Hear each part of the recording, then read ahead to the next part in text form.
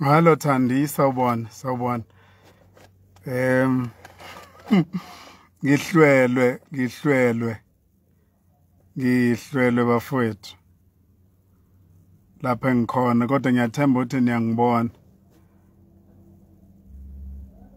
Hello nokwanda ntombi yami. Sanibonani bafowethu. Sanibonani kanza kwethu.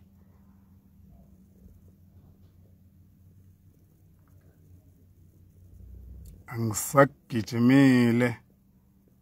Ngizothola nje ukukhanya la ngikhona. Kahle bengithi lesikhathi siyongifica ngihleli nje endlini. Nginilindele hawu lutho kulelizwe lama truck avela anqume nje ashaye abawo stop and go. Kwasho ukuthi i-hour lenkulumo likaMsweli bengingaliphethe.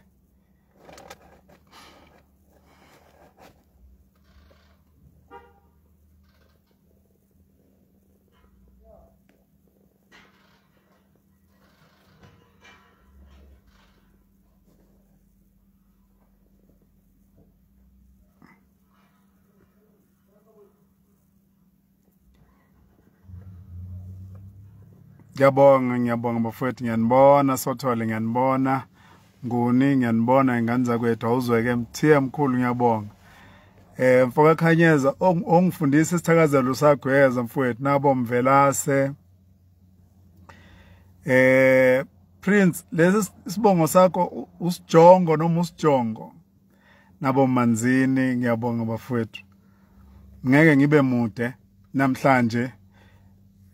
Isizathu vele sokuthi bengitshelile nje namhlanje ukuthi angiyokuba mude. Mhlambe nje kuyoba ukusho ukuthi kulamasonto azayo yiziphi mhlambe ezinye izinto engizokwazi ukuyibheka sikhulume ngazo. Ngiyabonga kakhulu bhekani mfowethu, nganifoka Gumbi, ngiyabonga kakhulu ngani yakwethu. Cha ningiqinisile mfowethu. Ngiyazizwa nami, ngiyazizwa. Awusungangifaka ebuthweni. Usungangifaka impela ebuthweni.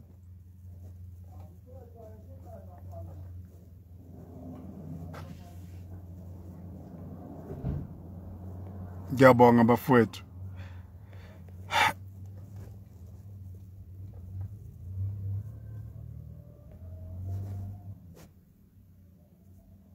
Sawubona Gatsheni, sawubona mfowethu. Ngiyabonga Dunga lapho. Manje khona nodlomo lapho eDunga. Noma umadlomo wasele otshola kwaDunga kwamathonsi.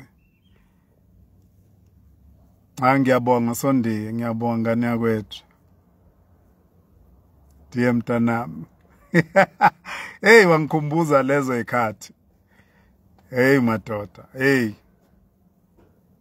Kodwa ke kubuye kulunge bafowethu. Kubuye kulunge. Shall pass indeed. I can feel it. System I can feel it. I can certainly feel it.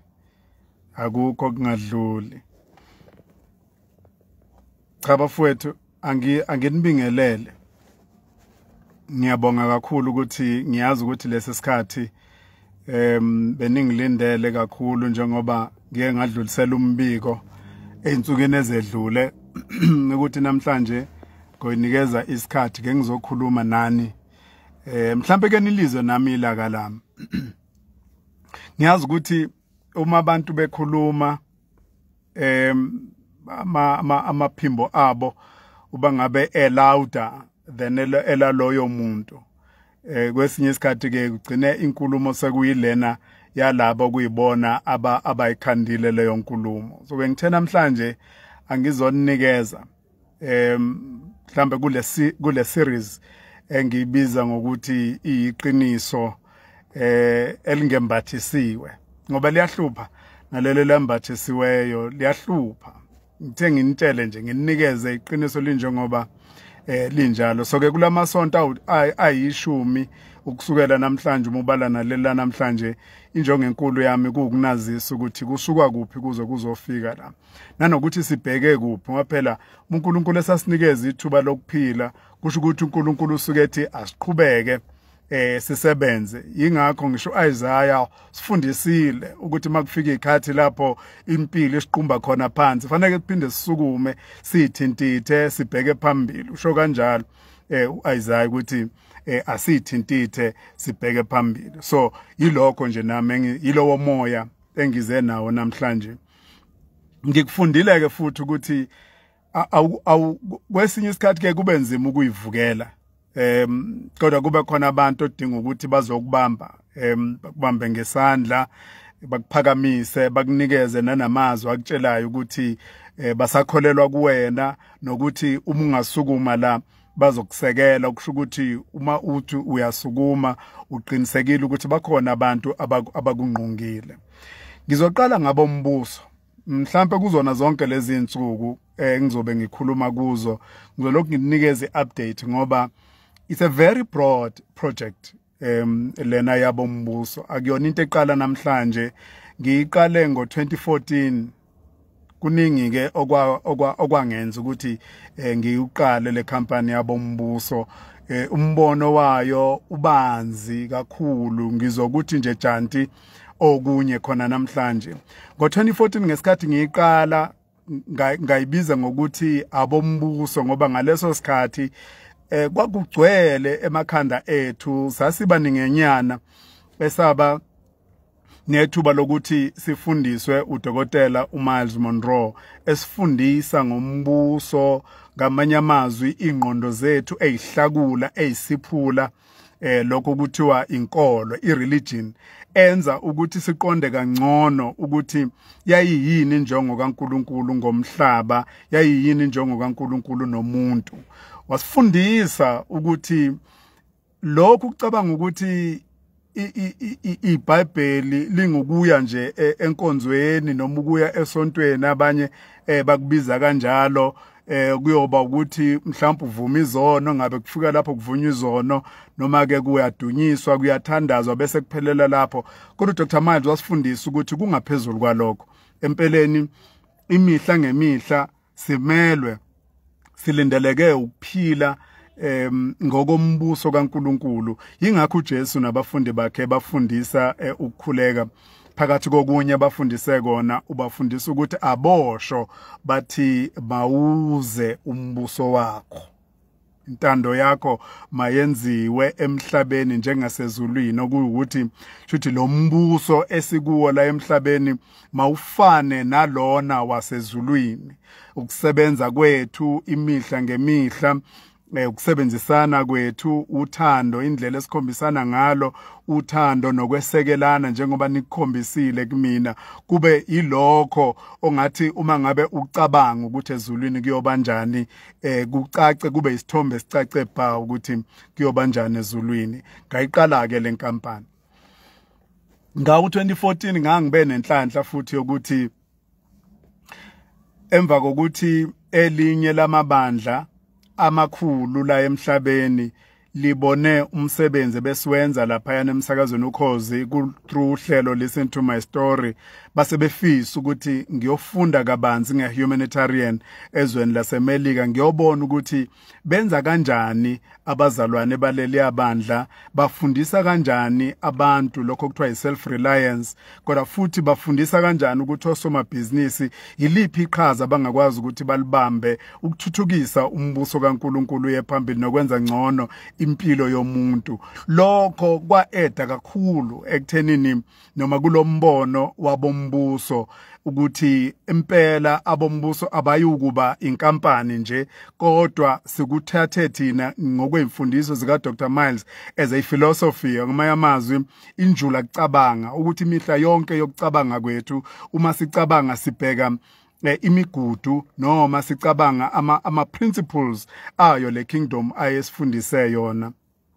Kuningi engizokwabelana nani asifundise kona nezinye zezinto asiya nazo njengeinselelo engicabanga ukuthi abanye abaningi bayoyikhumbula as I continue to share more about his teachings abanye bayamazi bayangazi ukuthi ngumuntu ofana nethwasa lakhe ngoba sithwase kwimicabango yakhe. 2014 ngiqala lenkampani ngayitshela ukuthi uma kufika lapho siyobe sihlanganisa khona iminyaka eyishumi njengoba ngonyaka ozayo sizobe sihlanganisa iminyaka eyishumi ngangifisa ukuthi okungenani kube kunenkampani ezu15 that are fully operational, fully functional ngaleso sikhathi. Ngoba ngangithande noma ngangibuke kakhulu indlela lenkampani ebizwa ngokuthi uBidvest eyenze ngakhona. Ngangisithande kakhulu ibusiness model yabo as a holding company or as a group of companies. So umuzwa wami omkhulu kwakuyiloyo yokuthi lenkampani yothu mihlanganisa iminyaka eyishumi sibe sesilapho. Nakanye-ke nakuba lena yeyinkukhu kuyisubsidiary yabombuso investment group which is a group of companies njengoba sengeke ngachaza iyona ke ebeneshwa cabanga ukuthi yenziwa ukuthi noma yenziwa indlela yakhula ngayo yabonakala iphakama ngayo yayeseke iba nenselelo ezibonakala zinkulu ke ngangobukhulu bayo nangangokuphakama kwayo. Sizathu futhi esenza ukuthi kubonakale kuba nezinkinga esiyethatha masihlangabezana nazo zankulu kakhulu ingenxa yokuthi ngangingakuthandanga ukuthi kube inkampani yami ngedwa. Ngangifise ukuthi kube inkampani yami nabanye abantu ngayo esiyokhomba sithi nanku umlando esiwenzile. Zonke ezinye inkampani njengoba ngichazile kwakuyoba yezami nefamily yami mhlambe nabangani bami, kodwa leyana yabombuso Abombuso Poultry Company tension yami kwakuwukuthi kube inkampani eyoba nkulu futhi kube inkampani eyoba eyabantu abaningi. Iqiniso ukuthi nakuba namhlanje bayebathi mangabe bekhuluma ngale kampani noma besibheka besibuka kube sengazi ukuthi akukho esikwesa kwenza, akho nkukhu eke yabakhona, akho thambo elike lacatshwa lale nkukhu yabombuso, akho qanda elike lachobozwa kwathiwa liphuma eplazini leyinkukhu zabombuso. Indlela oyayuzwe kukhulunywa ngayo abanye bakubalule bakufanise nebhanoyi njalo njalo. Kodwa ke ayikho phela into ongayisho kubantu ngoba abantu banelungelo lokuphawula nanoma ngabe yini abathanda ukuthi baphawule ngayo. Kodwa ke iqiniso liwukuthi ngangifisile ukuthi le nkampani ibe ngeyabantu. Bangihlulileke bakwethu abantu lihle iqiniso. Ngababiza mina abantu, ngababizela ngabamemela eRoyal Hotel ukuzobanikeza umbono obanzi wale nkampani ukuthi uma nivuma nina sizoyihlanganisa le kampani, ngizoyiregister mina subsidiary bese emva kwalokho siya kubamela bayoseluleka senze lokho kuthiwa iMemorandum of Incorporation eyobe isakhiwo esiyobe sichaza ukuthi uma thina sonke sesingena kuyo le nkampani siyokwenza kanjani lokho. Ngikwenzileke lokho ukusukela ngonyaka ka2021 kwaba iprocess eqhubekile kwaze kwaba ngonyaka odlule. Unyaka odlule lapho ke okugcine kuphumelele khona ukuthi leyo Memorandum of Incorporation ngokuyithumela kwaCIPC lapho okulawulwa khona inkampani igcine ivumelekile ukuthi ingakwazi kuba ileso structure. Sengikhuluma ngaso structure engikhuluma ngaso ukuthi kufanele ukuthi phela ikhampani uma ngabe izoba nabantu inabantu abaningi kanjalo authorize shares ukuze kube khona ama-shares ozokwazi ukwanikeza labo bantu labo, ngoba ngeke nje kuba ukuthi umuntu uyofika ngene nje ekampanini kodwa kungachazeki ukuthi uzokwenzana ekampanini. So isithombe esibazi kwakuyileso sokuthi bayogcina bonke beama-shareholders kule nkampani. Ngiyazi ukuthi abantu abaningi abaye babona ukuthi kwaqolwa abantu abakaze ekucabangeni kwabo bahamba baze bayibuza ukuthi yinenye ebesiyenza noma emzameni yethu ekwenza le kampani ukuthi iphumelele. Qiniso lukuthi uyabona ukuthi ezolimo nemfuyo la eSouth Africa kuyashiwo ukuthi ziyikusasa. Ngoba ukudla lokhu ubonile ngesikhathi seCovid abantu bekubanga ukudla isimo kunzima kakhulu futhi kubonakala ukuthi ngaleso sikhathi abantu babekubanga ukudla ngoba becabanga ukuthi kuzophela. So ke ngalesi sikhathi thina njengabombuso besitshele ukuthi siyoba abafuyi abahlonishwayo eNingizimu Afrika nase-Afrika generally. Yilokho esasinakho, ilowo mbono owawukhona. Sifikelwe lezi inkinga nje sasina lokho enhlizweni zethu. Namanje ke kimina akuphelile, kodwa ke kuyiqiniso ukuthi ngiyobuyela emuva. Baningi nabantu abangisekelayo njengamanje, abangithwalile, abangithwala nangezeluleko, bengikhombisa, bengifundisa ukuthi yiphi enye indlela esingakwazi ukuthi sikwenze ngayo lokhu, ngale kokuthi si-involve abantu, ngoba nami gcine sengiba nenkinga ukuthi indlela abantu abangenze ngakhona ngiyabasaba abantu. Qiniso nje ukuthi yebo, abantu abangisekelile kulesi sikhathi abaye bakholelwa kakhulu, amehlo abo bawaphonse emuva, bakhumbula ukuthi kukhona okuhle engeke ngakwenza emphakathini waseNingizimu Afrika, noma ngingazange ngihambe ngendlela engangingafisa ukuhamba ngayo emsakazweni Ukhozi bese ngiwusebenzele iminyaka cisho eyi-14. Kodwa iqiniso ukuthi eminyakeni yami yokusebenza kulowa msakazo ngasebenza kahle, futhi ke ngasebenza ngobuqotho. Akukho engakwenza ngaphuma ngikwenzile. Yiyo inkampani yami le engangiyifise ukuthi kube inkampani yabantu egcine ingikhipha kulowa msakazo. Ngizokuchaza ke kodwa nakho kwamanye kolunye lweinsuku kuyona le series engizobe ngikhuluma ngayo. Uyokwazi futhi ukuthi yini eyangiqhatha nomsakazo noma yini eyangiqhatha no-SABC, ngokunikeza ukusuka nokuhlala kuze kuyofika osukwini lapho ngaphuma khona, bese ngikutshela nanokuthi ngaphuma kanjani, balitreata kanjani udaba lokuphuma kwami kona lo msakazo wethu esiwuthandayo kakhulu. Angeke ngiyeke ukuthanda lo msakazo ngisho namhlanje kimina uyikho konke, ngoba ungenze ngaba yilokhu engiyikona namhlanje, noma niyangazi namhlanje, noma namhlanje ningikhumbulile ingenxa yokuthi ngasebenza, banginikeza ithuba lokuveza ikhono lami, banginikeza nethuba lokuthi ngiveze noma ngenze lokho okuyipassion yami, ukuguqula impilo yomuntu omnyama. Ngizochaza okuningi ke insukwini ezilandelayo bafowethu. Namhlanje njengoba ngeke ngachaza ukuthi angifisi ukuba mude, inkampani yethu yabombuso, Abombuso Investment Group, inama subsidiaries. Ngizowachaza ngesonto elizayo ukuthi iziphi inkampani esinazo, kodwa lena yabombuso poultry company iyona ke inkampani engathi ingiqhathe nabantu, yiyo engiqhathe nabantu. Ngangifise ukuthi kube inkampani abayothi abantu sathola isinkwa, sakwazi ukufundisa ingane zethu, sakwazi ukwakha imizi yethu. Akwangenzeka ke kanjalo. Ingakho ke ngithi namanje sisalokhu sibheke ukuthi siyokwazi kanjani ukuyiqhubekisa yona, ngoba iqiniso ke ukuthi yona izoqhubeka. Njengamanje nje a short term plan ukuthi sakhe ifarm ye broiler enkulu kakhulu enobuchwepheshe esibsosa kwenye yeinkampani ezisemelika, ngoba siye sabuka kakhulu esikhathi senze research ukuthi ubuchwepheshe bakhona buhle kangakanani kunenkampani engiyibonile ngafunda kuyo elapha yana eBalfour, enye insizwa emhlophe inomsebenzi omuhle kakhulu lapha yana eBalfour engiye ngathi mangibuka ngawuthanda kakhulu. Nathi ke siyafisa ukwakha i-farm, poultry farm ye-broiler ekuyena sizoqala ngayo nje eyisakhiwe esithi asifane nalesiyana. Sasikwenzile konke okufanele sikwenze, njengokuthi isakhiwe lokho kuthiwa i-structure siyokwakhiwa kanjani, ubani basinikeza nane-cost yalapho, lobu buchwepheshe esikhuluma ngabo. Le nkampani yasithumelela nabo ngenhlanhla. Ikhona inkampani la eSouth Africa ilapha yana kwaZulu Natal okuyiyona abathe ila eSouth Africa ukuze ikwazi ukufaka lobu buchwepheshe bayo, kusho ukuthi it's an accredited company ukukwazi ukufaka lobu buchwepheshe bayo as a distributor ekhona la eSouth Africa. So ke asihleli kukona konke enisilekelele ngakho.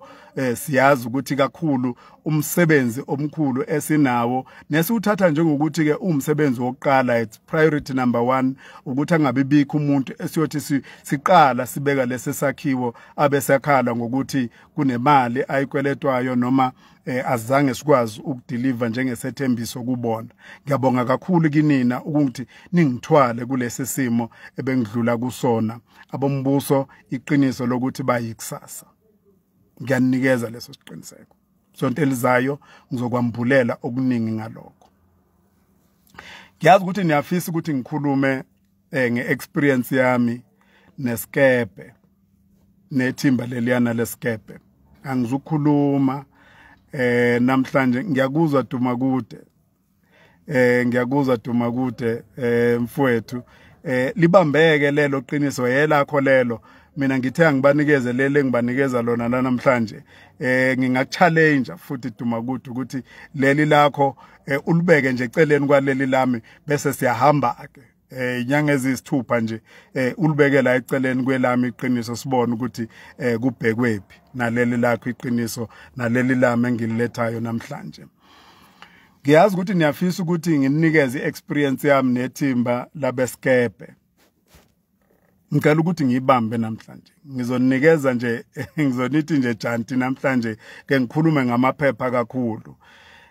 Angikakaze ngizwe bengiqala nqa ukubona iphepha lithatha udaba olulapha yana kwisikebhe ukusuka nokuhlala. Ngoba uyabona ukuthi uma ngabe ubheka insizwa leyana yakwaHlongwa uJohn Hlongwa welanga newspaper iphepha lika Mafukuzela uyambona ukuthi ube nebrief eclear uyabona iphepha lakhe lokuqala elaphuma ngomhla ka7 indlela akhulume ngayo lapha kuningi ke angashayanga khona uzogeja vele mangabe ungazange ukhulume nomuntu okuyena indaba emthinta ngqo uzogeja impela akakazi umama aze ayobhekana nethimba lesikebhe. Ngiyafisa ukuthi ngikusho lokho. Kwamphatha kabe empeleni ukuthi kubhalwe ephepheni ukuthi ngaze ngancengelwa uye umama ngoba umama akakwazanga ukuya lapha akafinyelelanga lapha. Kuningi ke ngiyokuthatha ngikubeke kodwa nokunye ekubhalile insizwa leyana yakwaHlongwa okungashayi khona. Qhubekile wabhala lo mlisi.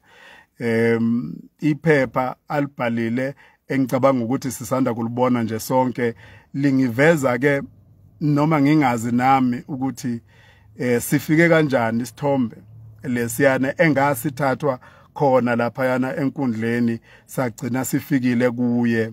Now uyabona ukuthi njengoba ngisho ukuthi kusho ukuthi waye nebrief ecacile umfowethu lo ngoba ngiyazi ukuthi akulula ukuthi afike lapha yana.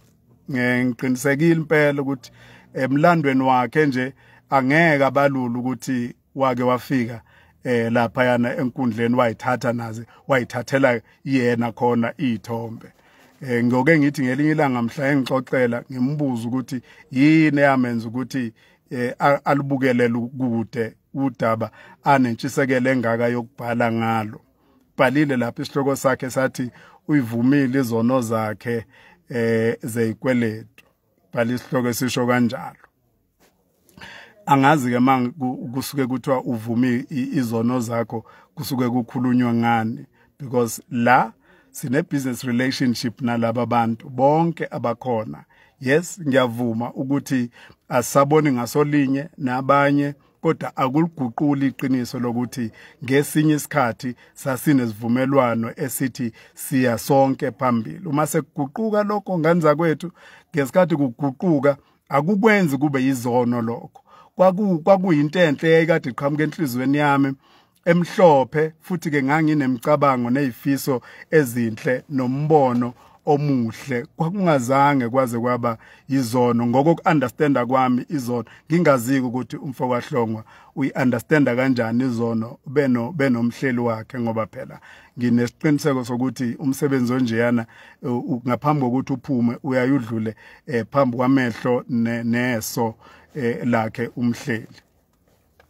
Iyabhalwa wayibona ukuthi iyaqhubeka ilokhu ibhalile nje insizwa yakithi. Very interesting ukuthi ngolunye lweinsuku uphinde wakufaka futhi kwipage lakhe loku Facebook wafaka udaba olufanayo ngosuku lapho ngayizolo senisukumile endlu yakithi nakhombisa ukuthi kukhona okusha noma ifu elimnyama beniliphebeza ngaleso sikhathi kodwa wangabhala walanda udaba oludala lwangomsombuluko walikhipha khona lapho ngabona ukuthi umsebenzi mkhulu iproject ibanzi umfokahlongwa anayo kulezi insuku ngibone nenye insizwa lapha kuyisolezwe nayo ibhalile futhi ukuthi uNjilo uthe akayingeni indaba yami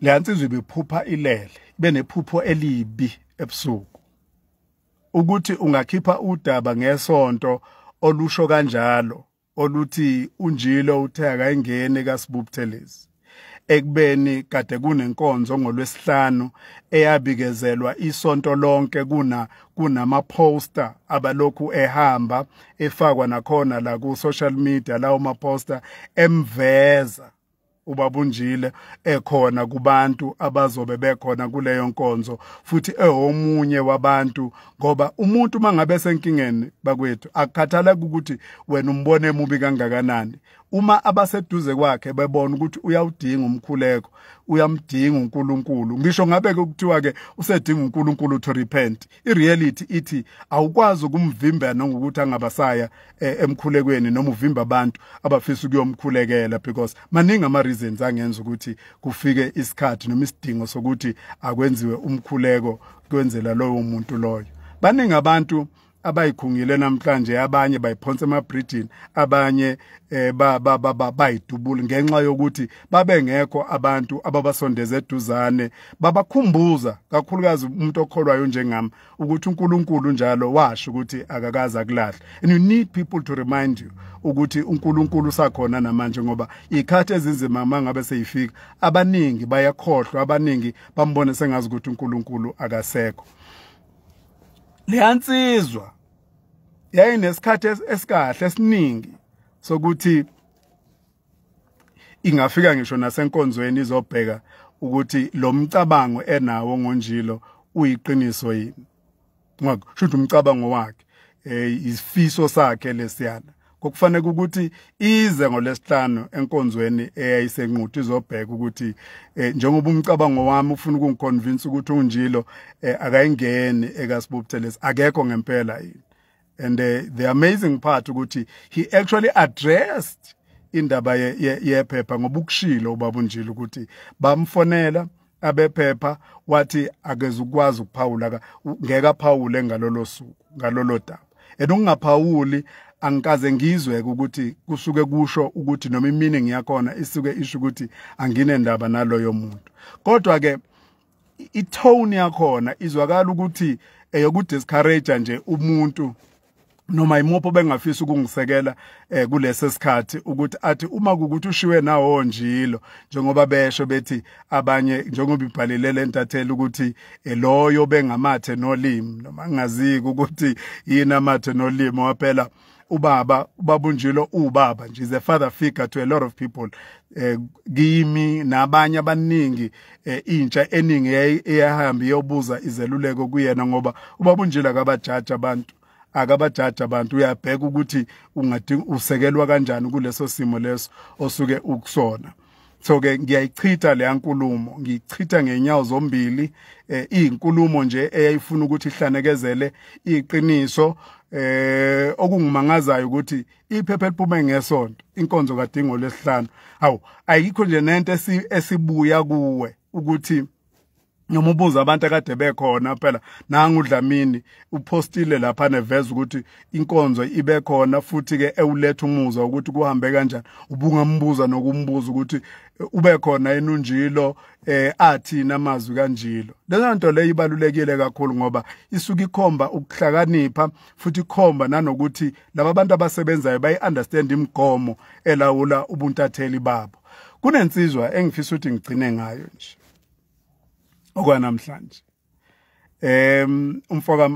umfoka Mahlobo uThulani Mahlobo balile leyansizwa ngomhla ka14 angithandanga ukumphendula ngesikhathi ebhale ngomhla ka14 ngoba bhale kulo ilanga lomhla ka14 wabhala ephawula ngodaba olwaluphume lokuqala nqa lapha ekhupha khona lolu daba umfokahlongwa kwasho ukuthi ngathanda ukuphawula kulo ngoba kwakuudaba olwaphuma kanye nolweqhawekazi lami usisi wami engimkhonzile kakhulu ngoba phela usisi wethu uLady D siyamthanda kakhulu sifunda okukhulu kuyena and ngangafuni ukuthi le nkulumo iyami umpendulo yami kumfoka amahlobo igcine isidida kwasengazi ukuthi ngoba phela wenza yena i-comparison phakathi kwami no Lady D into eyenza ukuthi ngingathanda ukuphawula ngayo yikho kanyeke lokho ukuthi ngangafuni ukuthi ngiyithathe lenkulumo ngoba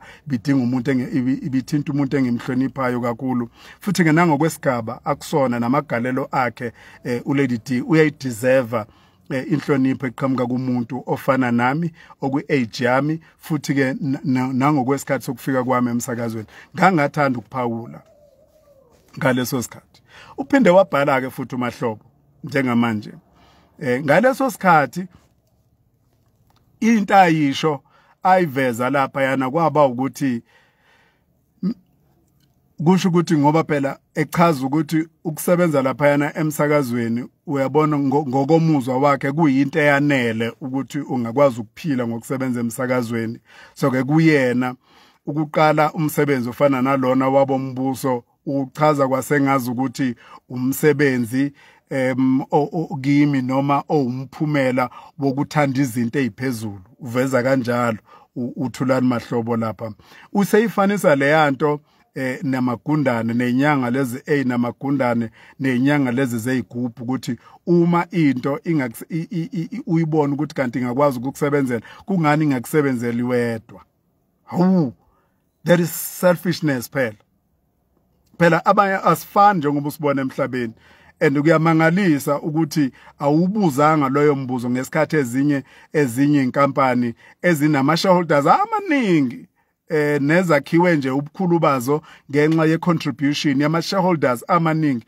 ukuthi kungani bengazange bathathe lokho njengesifundo leso sishoyo samagundane nezigubhu lezi uyabona ke uyabona umfoka amahlobo ukucabanga kwakhe kuvele ukuthi kwehlela ngezansi ngiyahlupha uma ucabanga kuye kwehlela ngezansi ngoba kugcina kwenza nokukhumbula futhi nakho kwehlele ngezansi uyabona ukuthi izinga lokucabanga liyelatha ukwehla ngoba awukwazi ukuqhathanisa izinto ezingadingi ukuthi uyiqhathanise ubhalile futhi nakhona manje wathi abantu abasafisa ukungena ebhizinisini lika Buthelezi bangabuyi sebezobacefezela futhi uma ngabe uButhelezi sebagilile awu uyambona ke futhi ukuthi umfoka amahlobo uma amehlo akhe ewaphonsa nje phesheya ewaphonsa kwikusasa lale nkampani yabombuso uyibona nje futhi inkampani eyehlulekile uyibona kuyinkampani engenalo ikusasa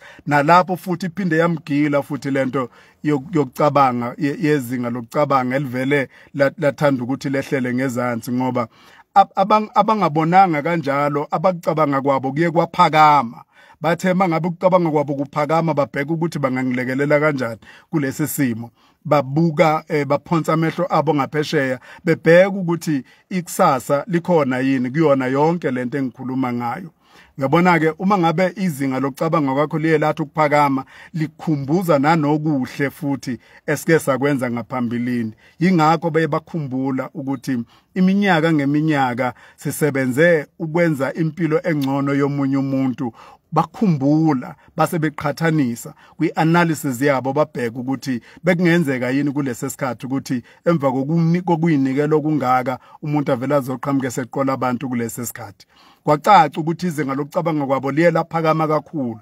ukukhumbula kwabo kwaphakama kakhulu zaningi izinto abayikhumbulayo babaphonsa amehlo emuva lapha esiqhamuka khona babaphonsa amehlo phesheya lapha esibheke khona balibona ikusasa elihle ngiyafisa uThulani lo mfoka amahlo ukuthi uJesu engakabuye empilweni yakhe kwenzeke njengandlela thile ukuthi alicabe ithambo lenkukhu yabombuso whether ulithola e-restaurant noma ulithola emcimbini noma uyithola i-braai pack kwezinye zezitolo athenga kuzona egrocery yakhe, kodwa ngiyafisa uNkulunkulu akwenze kube possible nje ukuthi ngelinye ilanga athi udla inyama yenkukhu ayithele nje ethambeni ayithole edla inyama eqhamuka kulo iplazi lethu kwi-poultry farm yethu yabombuso. Iqiniso ukuthi akekho yomtshela, ingakho ngifisa ukuthi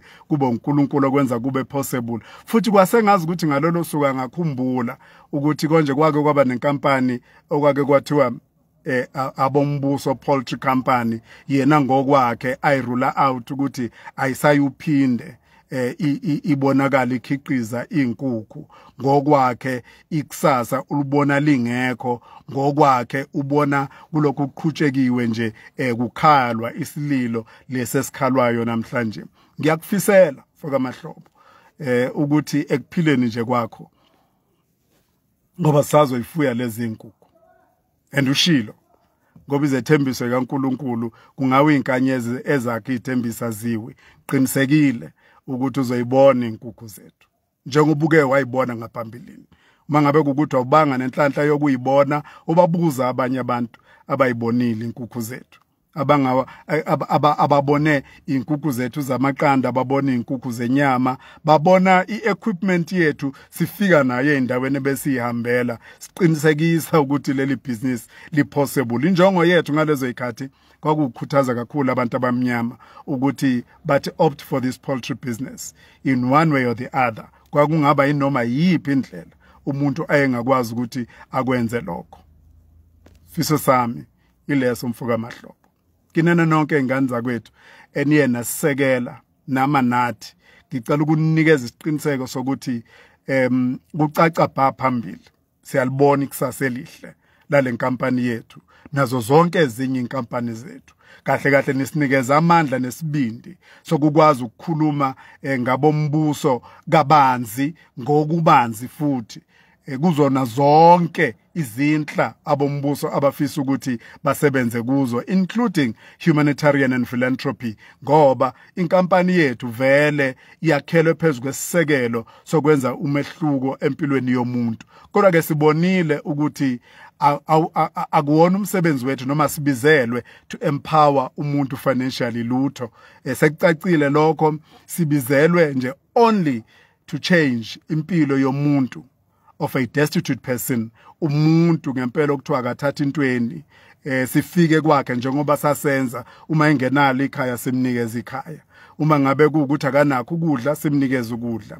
Inkampani zethu uma kukhala intsha ikhala imisebenzi ingekho siqashe intsha kuona wonke lama sectors esizobe siwaqala kulezi inkampani esinazo nesifisa ukuthi kube zinkampani la eNingizimu Afrika esifisa ukuthi siqophe ngazo umlando nathi njengenkampani zabantu abamnyama esibabonile abanye abangaphambi kwethu bekwenza kube successful, nabo akuzange kwabalula, akuzange kwabalula, kwakunzima, kwakunekhathi lapho okwakuthi abayeke khona ukuthi abavele baliphonsi ithawula, kwaba khona abantu abaqhamukayo abafana nani abayibabamba ngesandla, babaphakamisa ingalo zabo, babathandazela, babathandazisa, babakhumbuza ukuthi uNkulunkulu utheni. Enikwenze kimi bafowethu, ngiyazi ukuthi mhlambe wena ungacabanga sengazi ukuthi uye waphonsa nje sivivaneni. Amazwi akho owabhalile lapha asho lukhulu kithini. Inkondlo, amaciko esiwabona eyibhala kulesi simo esikusona asho lukhulu kithini. Amavesi enisithumelela wona enisikhumbuza nicaphuna eBhayibhelini ukuthi uNkulunkulu utheni, kakhulukazi kumuntu mangabe suke sesimene sifana nalezi, asho lukhulu kithina.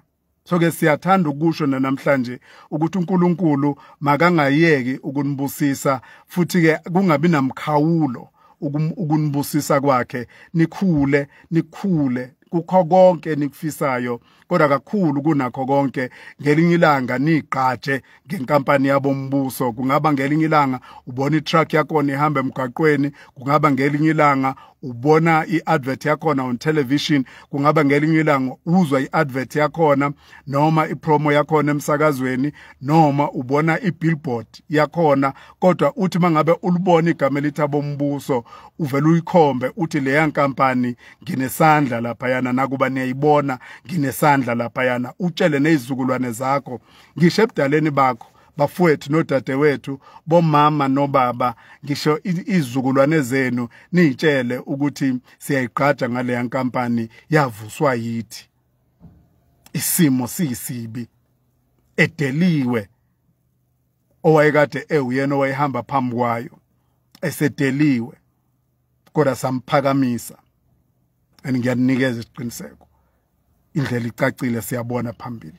Kulobu busuku banamhlanje ngithi nje uThixo abe nani. Ngesonto elizayo ngiyanikeza isiqiniseko, ngiyoyeka konke okunye, angiyuya ndawo, kuyobe kucacile nje bha. Ngiyacabanga ukuthi ngoba ningibona ngimnyamana nje namhlanje ingenxa yokuthi ngilapha engikhona and ukukhanya kwethu akukho right ngoba sivele nje sama ngendlela. Uhambo lulokhu luqhubeke njalo, asikwazi ukulala kulesi sikhathi esikusona ngoba siyafisa ukuthi umsebenzi wethu ukwazi ukuba impumelelo. uNkulunkulu abe nani kulolu suku lanamhlanje, niphuphe kahle. Sohlangana futhi ngesonto elizayo ngo-6 o'clock ngolesithathu oluzayo. Ngiyanithanda kakhulu ingane zakwethu, nginithanda ngendlela emangalisayo. Ngikwazi ukuthi indlela enginithanda ngakhona ngiswele ngisho indlela yokusho ukuthi ngiyanithanda iyodwa nje ngiyonikhombisa ngayo ukuthi ngiyanithanda, ukuyenza yonke lento ibe impumelelo futhi esikhathini esifishane kakhulu. May the good Lord richly bless you.